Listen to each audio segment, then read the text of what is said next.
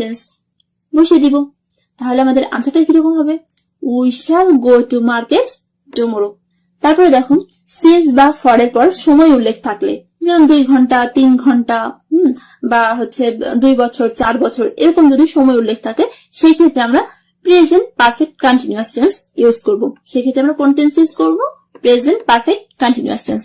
Okay, it rain for 2 hours, অর্থাৎ 2 ঘন্টা যাবত বৃষ্টি হচ্ছে। তাহলে এই ক্ষেত্রে আমরা কি বললাম যে সিন্স বা ফর এর পর যদি সময় উল্লেখ থাকে, দেখো ফর এর পরে কি সময় উল্লেখ রয়েছে 2 আওয়ার্স, তাহলে আমরা চোখ বুঝে প্রেজেন্ট পারফেক্ট কন্টিনিউয়াস টেন্সটি ইউজ করব। তাহলে আনসারটি কি হবে? It has been raining for 2 hours. Then next rules দেখো, এতক্ষণ আমরা জেনে আসলাম যে কোন কোন ওয়ার্ডের ক্ষেত্রে কোন কোন টেন্স গুলো হয়। এখন আমরা জানবো যে সকল ক্ষেত্রে ভার্বের প্রেজেন্ট ফর্ম হয়, কোন কোন ক্ষেত্রে ভার্বের প্রেজেন্ট ফর্ম আমরা ইউজ করব, সেই সকল ক্ষেত্রগুলো আমরা দেখে নিব। মডাল অক্সিলারি ভার্বস, কোন সেন্টেন্সে যদি মডাল অক্সিলারি ভার্ব থাকে তাহলে সেই সকল ক্ষেত্রে আমরা ভার্বের প্রেজেন্ট ফর্ম ইউজ করব। ওকে, তাহলে মডাল অক্সিলারি ভার্ব কোনগুলো চলো আমরা দেখে নিই। Can, could, shall, should, will, would, may, might, ought to, had better, had rather, would better, would rather, let, must, need, dare. এই মডেল অক্সিলারি ভার্বগুলো তোমরা খুব ভালোভাবে মুখস্থ করে ফেলবা। ওকে, যাতে তোমরা দেখে কোনো সেন্টেন্স দেখেই চিনতে পারো যে এইগুলো মডেল অক্সিলারি ভার্ব। সো এই মডেল অক্সিলারি ভার্ব যদি কোনো সেন্টেন্স থাকে আর এই মডেল অক্সিলারি ভার্বের পরে যদি কোনো ভার্ব থাকে, অর্থাৎ মূল ভার্ব থাকে, তাহলে সেই ক্ষেত্রে আমরা ভার্বের প্রেজেন্ট ফর্ম ইউজ করব। ওকে, চলো আমরা একটা এক্সাম্পল দেখি নি। You had better to go home, এটা হচ্ছে মডেল অক্সিলারি ভার্ব। সো এই ক্ষেত্রে এর পরে যে ভার্বটা ইউজ হবে সেই ভার্বটার অবশ্যই প্রেজেন্ট ফর্ম ইউজ হবে। ওকে, তাহলে আনসার হবে you had better go home. তারপরে দেখো যে সকল ক্ষেত্রে ভার্বের পাস্ট পার্টিসিপল ফর্ম হয়। এতক্ষণ আমরা জেনে আসলাম যে যে সকল ক্ষেত্রে ভার্বের প্রেজেন্ট ফর্ম হয়। এখন আমরা জানবো কোন কোন ক্ষেত্রে ভার্বের পাস্ট পার্টিসিপল ফর্ম হয়। দেখো model auxiliary verb plus be অথবা হ্যাভ এর পরে ব্র্যাকেটের ভার্বের পাস্ট পার্টিসিপল হয়, অর্থাৎ মডেল অক্সিলারি ভার্ব গুলোর পরে যদি বি অথবা হ্যাভ থাকে। ওকে, মডেল অক্সিলারি ভার্বের পরে যদি বি অথবা হ্যাভ থাকে এবং তারপরে যদি ব্র্যাকেটে ভার্ব থাকে, তাহলে সেই ক্ষেত্রে আমরা ভার্বের পাস্ট পার্টিসিপল ফর্মটি বসাবো। আর আমি তোমাদেরকে আগেই বলে দিয়েছিলাম যে রাইট ফর্ম ভার্ব করতে হলে আমাদেরকে ভার্বের 3টা রূপ past, present, past participle form খুব ভালোভাবে মুখস্থ করতে হবে। সো এক্ষেত্রে দেখো ভার্বের পাস্ট পার্টিসিপল ফর্ম বলছে, তো তুমি যদি ভার্বের পাস্ট পার্টিসিপল ফর্মটি মুখস্থ না করে থাকো তাহলে কিন্তু এক্ষেত্রে আমরা পাস্ট পার্টিসিপল ফর্মটি রাইট ভাবে বসাতে পারবো না। ওকে, সো তোমরা যে কোনো গ্রামার বই থেকে ভার্বের এই রূপগুলো মুখস্থ করে ফেলবে। The work can B do immediately. এই সেন্টেন্সে দেখো মডেল অক্সিলারি ভার্ব কি রয়েছে? Can. Model auxiliary verb can রয়েছে এবং এরপরে কি রয়েছে? বি রয়েছে। তাহলে আমরা কি বললাম? রুলস মোতাবেক আমাদের কি হবে? মডেল অক্সিলারি ভার্বের পরে যদি বি অথবা হ্যাভ থাকে তাহলে ব্র্যাকেটে এরপরে যদি ব্র্যাকেটে ভার্ব থাকে সেই ভার্বটার আমরা পাস্ট পার্টিসিপল ফর্ম বসাবো। তাহলে ডু এর পাস্ট পার্টিসিপল ফর্ম হবে হচ্ছে ডান। তাহলে আমাদের রাইট আনসারটা কি হবে? The work can be done immediately. তারপরে দেখো to be, having, have, has, had, get, got এরপরে ব্র্যাকেটের ভার্বের পাস্ট পার্টিসিপল হয়। অর্থাৎ কোন সেন্টেন্সে যদি to be, having, have, has, had, get, got এই ওয়ার্ডগুলো থাকে, তারপরে যদি ভার্ব থাকে তাহলে সেই ক্ষেত্রে আমরা ভার্বের পাস্ট পার্টিসিপল ফর্ম বসাবো। দেখো এক্সাম্পল দেখো, I got the work due by him। এই ক্ষেত্রে দেখো সেন্টেন্সে got এই ওয়ার্ডটি ইউজ হয়েছে, তাহলে আমরা ব্র্যাকেটে যে ভার্বটি থাকবে সেই ভার্বের অবশ্যই পাস্ট পার্টিসিপল ফর্ম বসাবো। অর্থাৎ আনসারটা হবে I got the work done by him। তারপরে দেখো কোন সেন্টেন্স, অর্থাৎ সেন্টেন্সটি যদি প্যাসিভ ভয়েসে হয় তাহলে টেন্স ও পার্সন অনুযায়ী অক্সিলারি ভার্ব প্লাস ভার্বের পাস্ট পার্টিসিপল হবে। এখন সেন্টেন্সটি যদি প্যাসিভ হয় তাহলে টেন্স ও পার্সন অনুযায়ী অক্সিলারি ভার্ব আর ভার্বের পাস্ট পার্টিসিপল হবে।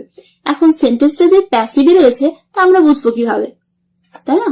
তাহলে আমাদেরকে প্যাসিভ ভয়েস চিনতে হবে আগে, যে সেন্টেন্সটা প্যাসিভে রয়েছে আগে তো আমাকে সেটা চিনতে হবে। তাহলে আমরা প্যাসিভ রয়েছে, সেন্টেন্সটা যে প্যাসিভে রয়েছে সেটা আমরা কিভাবে বুঝবো? দেখো, বস্তুবাচক কোনো কিছু সাবজেক্ট হিসেবে ব্যবহৃত হয় এবং কাজটি অন্যের দ্বারা সম্পাদিত হয়, তখন সেই সেন্টেন্সটা প্যাসিভে থাকবে। আমরা বুঝবো যে সেই সেন্টেন্সটা প্যাসিভে রয়েছে। বস্তুবাচক কোনো কিছু সাবজেক্ট হিসেবে ব্যবহৃত হবে আর কাজটা করা হবে অন্যের দ্বারা, কাজটা অন্যের দ্বারা সম্পাদিত করা হবে। ওকে, দেখো একটা এক্সাম্পল দিলে তোমরা খুব ভালোভাবে খুব সহজেই বুঝে ফেলবা।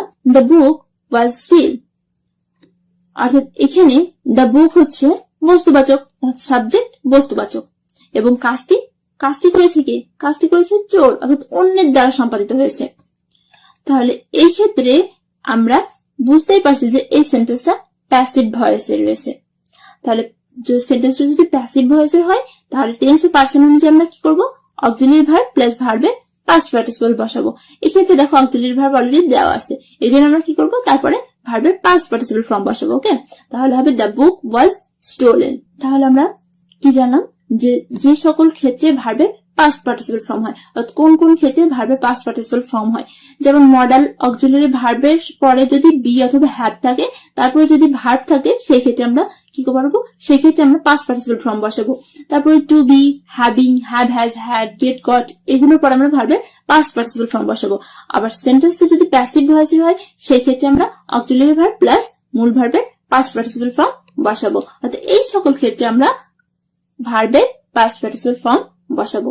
ওকে, তারপরে দেখি চলো, যে সকল ক্ষেত্রে ভার্বের ভার্ব প্লাস আইএনজি ফর্ম হয়, অর্থাৎ কোন কোন ক্ষেত্রে ভার্বের ভার্ব প্লাস আইএনজি ফর্ম হয় সেগুলো আমরা দেখিনি। অর্থাৎ ভার্বের সাথে আইএনজি যুক্ত হয়।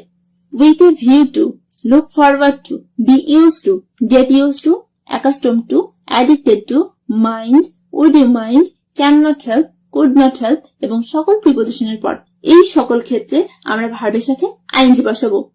দেখো example, I went to library with a view to read বুক। এখানে দেখো আমার এই সেন্টেন্সে উইথ এ ভিউ টু এই ওয়ার্ডটি ইউজ হয়েছে। তাহলে এরপরে যেই ভার্বটি থাকবে সেই ভার্বের সাথে আমরা কি বসাবো? আইএনজি যুক্ত করবো। অর্থাৎ I went to library with a view to reading book. এখন এখানে দেখো আমি একটা মার্ক দিয়ে, অন্য কালার দিয়ে মার্ক করেছি, তাই না? একটা আলাদা কালার দিয়ে মার্ক করেছি। এখানে দেখো আমি যে ওয়ার্ড গুলো দিয়েছি প্রত্যেকটা ওয়ার্ডের পরে কিন্তু টু রয়েছে, বাট কেবলমাত্র প্রিপোজিশন টু এর পরে কিন্তু ভার্বের প্রেজেন্ট ফর্ম হবে। কি বলছে? যে কেবলমাত্র প্রিপোজিশন টু এর পরে ভার্বের প্রেজেন্ট ফর্ম হবে। অর্থাৎ এই ওয়ার্ডটি যদি পুরো থাকে, যেমন with a view to, look forward to, be use to, get use to, এই ওয়ার্ড গুলো যদি পুরোপুরি থাকে তখন সেই ক্ষেত্রে কিন্তু ভার্বের সাথে অবশ্যই আইএনজি হবে। কিন্তু যদি শুধু প্রিপোজিশন টু হয় তাহলে সেই ক্ষেত্রে কিন্তু ভার্বের প্রেজেন্ট ফর্ম হবে। এই বিষয়টা অবশ্যই খুব ভালোভাবে মাথায় রাখতে হবে, কারণ এরকম এক্সাম্পল তোমার বেশিরভাগ সময় পরীক্ষাতে দিয়ে দেয়। কোন সেন্টেন্সে দুইটা ভার্ব থাকলে ব্র্যাকেটে ভার্বের সাথে ভার্ব প্লাস আইএনজি হয়। আর একটা সেন্টেন্সে যদি দুইটা ভার্ব থাকে সেই ক্ষেত্রে পরের ভার্বটার সাথে ভার্বের আইএনজি ফর্ম হয়। ওকে, এখন দেখো আই স হিম গোয়িং, এখানে স একটা ভার্ব আবার গো একটা ভার্ব। তাহলে এই ক্ষেত্রে আমরা পরের ভার্ব কোনটা? পরের ভার্ব হচ্ছে গো। তাহলে গো এর সাথে আমরা আইএনজি যুক্ত করব। রাইট আনসারটা কি হবে? I saw him going. তারপরে দেখো হোয়াইল এর পর যদি ব্র্যাকেটে ভার্ব থাকে তাহলে উক্ত ভার্বের সাথে ভার্ব প্লাস আইএনজি হয়। অর্থাৎ হোয়াইল এর পরে যদি ভার্ব থাকে তাহলে সেক্ষেত্রে আমরা ভার্বের সাথে আইএনজি যুক্ত করব। যেমন দেখো, while walk in the morning I saw a snake on the street. While এর পরে কি রয়েছে? ভার্ব রয়েছে। তো হোয়াইল এর পরে যেহেতু ভার্ব রয়েছে সেহেতু ভার্বের সাথে কি যুক্ত করবো? আইএনজি যুক্ত করবো। ওয়াক এর সাথে আইএনজি যুক্ত হলে কি হবে? Walking. While walking in the morning I saw a snake on the street. But দেখো হোয়াইল এর পর যদি সাবজেক্ট থাকে তাহলে হোয়াইল যুক্ত অংশটি পাস্ট কন্টিনিউয়াস টেন্স করতে হবে। অর্থাৎ হোয়াইল এর পর যদি সাবজেক্ট থাকে সেক্ষেত্রে আমরা সেই সেন্টেন্সটাকে আমরা পাস্ট কন্টিনিউয়াস টেন্সে পরিণত করব। এক্ষেত্রে দেখো, while he walk in the morning he saw a snake. While এর পরে কি রয়েছে? সাবজেক্ট রয়েছে। আর আমরা কি বললাম যে হোয়াইল এর পরে যদি সাবজেক্ট থাকে সেই ক্ষেত্রে হোয়াইল যুক্ত অংশটি পাস্ট কন্টিনিউয়াস টেন্সে পরিণত করতে হবে। তাহলে আমরা এটাকে পাস্ট কন্টিনিউয়াস টেন্সে স্ট্রাকচার অনুযায়ী পাস্ট কন্টিনিউয়াস টেন্সে পরিণত করব। তাহলে আনসারটা এরকম হবে, while he was walking in the morning he saw a snake। তাহলে আমরা কোন কোন ক্ষেত্রে ভার্বের আইএনজি ফর্ম বসাবো? যখন এই ওয়ার্ড গুলো থাকবে, with a view to, forward to, be use to, get use to, accustom to, addicted to, mind, would you mind, can not help, could not help, এবং সকল প্রিপোজিশনের ক্ষেত্রে ভার্বের সাথে আইএনজি বসাবো। এবং কোন সেন্টেন্স যদি পাশাপাশি দুইটা ভার্ব থাকে তাহলে সেই ক্ষেত্রে আমরা পরের ভার্বটির সাথে আইএনজি যুক্ত করব, এবং হোয়াইল এর পর যদি সরাসরি ভার্ব থাকে সেই ক্ষেত্রে আমরা ভার্বের সাথে আইএনজি যুক্ত করব। আমরা ব্যতিক্রম শিখলাম, ব্যতিক্রম হচ্ছে হোয়াইল এর পর যদি সাবজেক্ট থাকে সেই ক্ষেত্রে কিন্তু আমরা ভার্বের সাথে আইএনজি যুক্ত করব না, সেই ক্ষেত্রে আমরা ওই হোয়াইল যুক্ত অংশটাকে পাস্ট কন্টিনিউয়াস টেন্সে পরিণত করব। ওকে, নেক্সট রুলসে বলছে কোন সেন্টেন্সে যদি কোঅর্ডিনেটর কনজাংশন গুলো কি কি, চলো আমরা একটা দেখিনি। এন্ড, বাট, অর, এই এন্ড, বাট, অর কে কোঅর্ডিনেটর কনজাংশন বলে। এই কোঅর্ডিনেটর কনজাংশন যদি কোন সেন্টেন্সে থেকে থাকে তবে তার দুই পাশের ক্লজের একই ভার্ব এবং একই টেন্স হবে। অর্থাৎ যদি কোন সেন্টেন্সে দুইটা ক্লজ থাকে এবং দুইটা ক্লজকে এই কোঅর্ডিনেটর কনজাংশন দ্বারা যুক্ত করা হয়, অর্থাৎ এন্ড, বাট, অর দ্বারা যুক্ত করা হয়, তাহলে দুইটা ক্লজেরই টেন্স এবং ভার্ব একই হবে। তো চলো আমরা দেখিনি যে টেন্স এবং ভার্ব একই হবে বলছে, কিরকম হবে আমরা দেখিনি। দেখো এক্সাম্পলে বলছে I decided to take it and distribute among all. এক্ষেত্রে দেখো I decided to take it এটা একটা clause, and distribute among all এটা একটা ক্লজ। তাহলে এখানে এই দুইটা ক্লজকে যুক্ত করেছে কে? এই যে অ্যান্ড, তাই না? এই অ্যান্ড যুক্ত করেছে দুইটা ক্লজকে। তাহলে আমরা কি জানলাম? রুলসে জানলাম যে কোন সেন্টেন্সে যদি কোঅর্ডিনেটর কনজাংশন অর্থাৎ এন্ড, বাট, অর থাকে তবে দুই পাশের ক্লজের ভার্ব এবং টেন্স একই হবে। সো এই ক্ষেত্রে আমাদেরকে দেখতে হবে যে এন্ড এর আগের ক্লজটি, ভার্ব এবং টেন্সটি কোন টেন্সে রয়েছে। I decided to take it, তাহলে এটা হচ্ছে পাস্ট ফর্মে রয়েছে। তাহলে আমার এন্ড এর পরের যে ক্লজটি রয়েছে সেই ক্লজটির টেন্সও এবং ভার্বও কিন্তু একই করতে হবে। অর্থাৎ এখানে যে ডিস্ট্রিবিউট ভার্বটা রয়েছে সেটাকে আমরা কি করতে হবে? পাস্ট ফর্মে করব। অর্থাৎ ডিস্ট্রিবিউটের পাস্ট ফর্ম কি হবে? ডিস্ট্রিবিউটেড। তাহলে আনসারটা এরকম হবে I decided to take it and distributed among all. তারপরে দেখো past perfect tense plus before plus past infinite tense plus after plus past perfect tense. এক্ষেত্রে আমি এগুলো তোমাদেরকে বোঝাচ্ছি যে এই জন্য যে বিফোর যুক্ত সেন্টেন্স দুইটা ক্লজে থাকে এবং আফটার যুক্ত সেন্টেন্সও কিন্তু দুইটা ক্লজে থাকে। বিফোরের আগের অংশটা সবসময় পাস্ট পারফেক্ট টেন্সের হবে এবং বিফোরের পরের অংশটা সবসময় পাস্ট ইনফিনিট টেন্সের হবে। ওকে, তাহলে বিফোরের আগের ক্লজটা কোন টেন্সে থাকবে? বিফোরের আগের ক্লজটা কোন টেন্সে থাকবে? বিফোরের আগের ক্লজটা হচ্ছে পাস্ট পারফেক্ট টেন্স থাকবে, আর বিফোরের পরের ক্লজটা পাস্ট ইনফিনিট টেন্সে থাকবে। আর আফটারের ক্ষেত্রে এর বিফোরের উল্টো, আর বিফোরের বিপরীত। ওকে, আফটারের ক্ষেত্রে প্রথম ক্লজটা হবে পাস্ট ইনফিনিট টেন্সে আর পরের ক্লজটা হবে পাস্ট পারফেক্ট টেন্সে। তো চলো আমরা একটা এক্সাম্পল দেখিনি। The patient die before the doctor came. এক্ষেত্রে দেখো বিফোর যুক্ত সেন্টেন্সের প্রথম ক্লজ আছে একটা, দ্য পেশেন্ট ডাই। ওকে, আর বিফোর যুক্ত হচ্ছে সেন্টেন্সের পরে দেখো একটা ক্লজ রয়েছে দ্য ডক্টর কেম। অর্থাৎ বিফোর যুক্ত সেন্টেন্স কিন্তু দুইটা ক্লজে অলরেডি বিভক্ত হয়ে রয়েছে। তাহলে এখন আমরা রুলস মোতাবেক কি করব?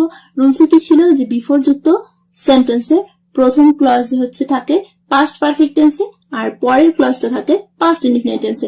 দেখো পরের ক্লজটা দ্য ডক্টর কেম, এটা কিন্তু পাস্ট ইনডিফিনিট টেন্সে রয়েছে। তাহলে আমাদেরকে আগের ক্লজটাকে কি করতে হবে? পাস্ট পারফেক্ট টেন্সে পরিণত করতে হবে। তাহলে আমরা এটাকে পাস্ট পারফেক্ট টেন্সে পরিণত করি।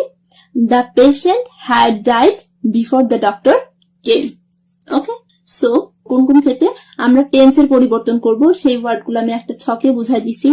আবার কোন কোন ক্ষেত্রে ভার্বের প্রেজেন্ট ফর্ম ইউজ করব, কোন কোন ক্ষেত্রে ভার্বের সাথে আইএনজি যুক্ত করব, কোন কোন ক্ষেত্রে আমরা ভার্বের পাস্ট পার্টিসিপল ফর্ম বসাবো, সেগুলো কিন্তু আমি খুব সংক্ষিপ্তভাবে তোমাদেরকে আমি বুঝাইছি। আশা করছি তোমাদের ক্লাসটি খুবই ভালো লাগবে। তো প্রিয় শিক্ষার্থী বন্ধুরা, রাইট ফ্রম আ ভার্ব নিয়ে আশা করছি আর কোনো প্রবলেম হবে না। তারপরে যদি কোনো প্রবলেম থেকে থাকে তাহলে অবশ্যই আমাকে কমেন্ট করবে। I will response you as soon as possible. Okay, আর নেক্সট ক্লাসে আমরা দেখবো ট্যাগ কোশ্চেন কিভাবে করতে হয় এন্ড কিভাবে করলে ফুল মার্কস পাওয়া যায়। Okay, so do subscribe and press the bell icon to never miss an update.